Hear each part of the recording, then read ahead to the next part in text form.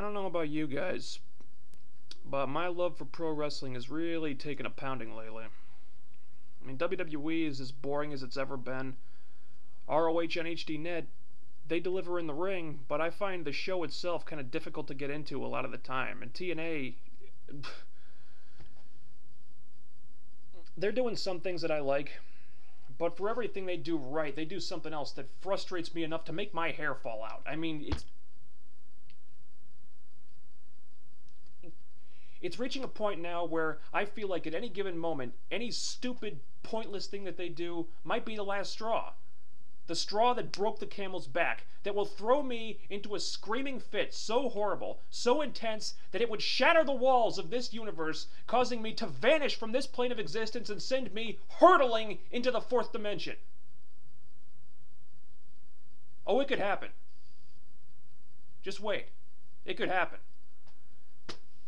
As for the show this week, what was good about it? Well, for one, I didn't actually notice it until now, but the show still has the overrun that Spike TV gave them when they moved to Mondays, which does allow for longer main event matches when they take advantage of it.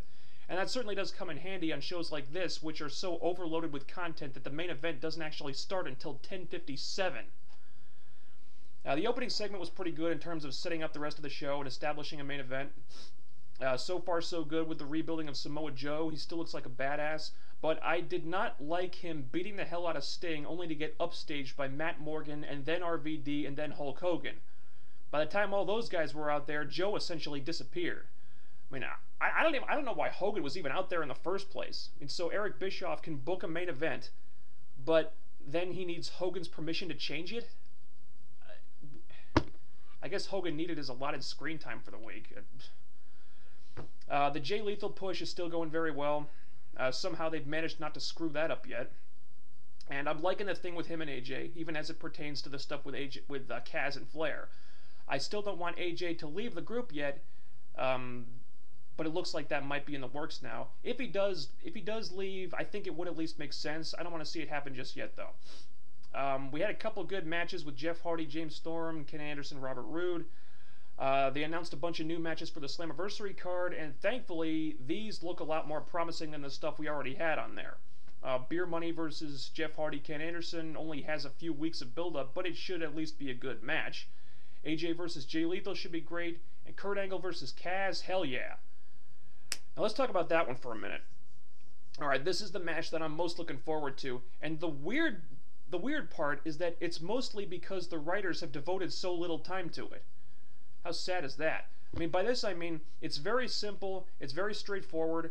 Kurt Angle wants to work his way up through the top 10 ranked heavyweights to earn a shot at the world title, and at number 10, Kaz is the first man on his hit list. There's no stupid gimmicks or dumb storylines about Kaz running Angle over in the parking lot or making it look like Angle raped his wife or something, which there probably would if the writers had focused on this too much. It's just a simple story about two guys who want to prove that they're the best in the world, and sometimes that's all you need. Now as for the bad stuff. Sting. Yes, the opening segment with him was good. His promo was perfectly fine. What I have a problem with is the writers still refusing to offer any kind of explanation for why he turned heel again.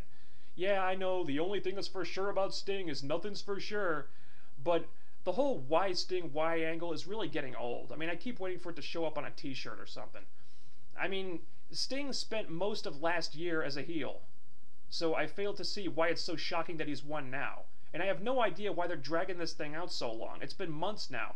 At this rate, by the time they get around to explaining Sting's motivations, nobody's going to care.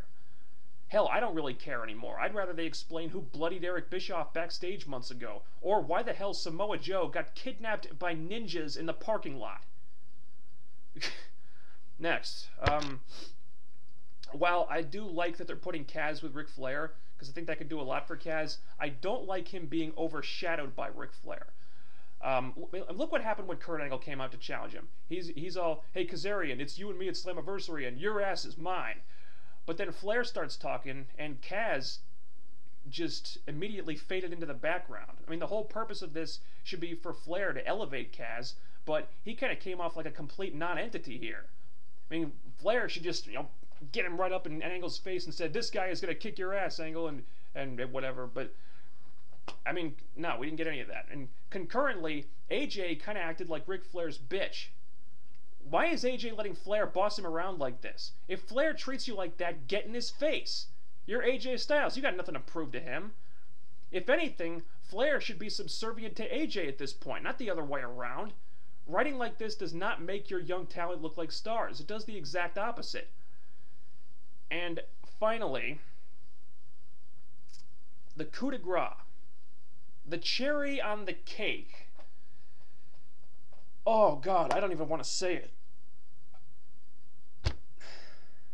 Rosie Lotta Love. WTF, guys. WTF. I don't even know where to start with this chick. Okay, how about the name they gave her? Is that a rib? Is the name a rib on this poor woman? Something the writers are just doing to amuse themselves? What is it with these people when they sign a new knockout? Half the time they give them the stupidest names imaginable. I mean, just add this one to the list under Raka Khan, Moose, and Sojourner Bolt. So they give her a porn star name. They dress her up like a burlesque dancer. That's her gimmick, apparently, a plus-size burlesque dancer. And then they send her out for her debut match with no hype, no fanfare whatsoever, and have her lose after a screwy finish in about 90 seconds. I have no idea what TNA management thought this segment was going to accomplish, but whatever it was, it didn't do it.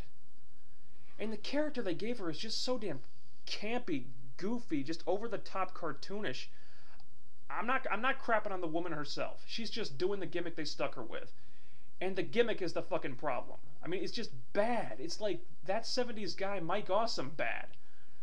TNA, I don't understand this at all. I really don't. I mean, this just completely goes against the direction that you seem to want to go in as a company. I mean, what happened to making TNA more like the UFC? I'm pretty sure Hogan said that in an interview at some point. But I'll tell you this right now. A character like this does not belong in the environment that you seem to want to cultivate lately. I mean, this gimmick does not belong in TNA. It doesn't. It belongs in freaking Wrestlicious. Hell, not even Wrestlicious. It belongs in Glow. Remember Glow? Gorgeous Ladies of Wrestling? Remember that campy bullshit? That's where this gimmick belongs. I mean, I have no idea where they're going with this character, but if this is a joke, and it pretty much has to be, then the joke is on us. I mean, if you wanted a big, strong powerhouse to fill the void left by Awesome Kong, there were plenty of women out there that were so much better suited to fill that role. You could have gone after Sarah Del Rey, Wesna Busick, just bring them in and have them start wrecking shop. How the hell do you land on Rosie Lotta Love? How does that happen? I mean, I assume she had an in with them because she's from 3D's wrestling school. By the way, other graduates of which include Jesse Neal and Rob Terry. I'm not going to comment on that fact. I'm just putting it out there for you to think about. But seriously, man, what the hell is going on with this company? It's just one baffling decision after another. Just when you think it can't get any weirder, it does. And now it's just...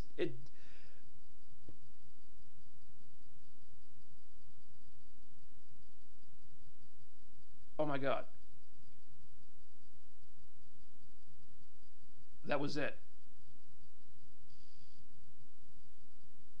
That was the last straw.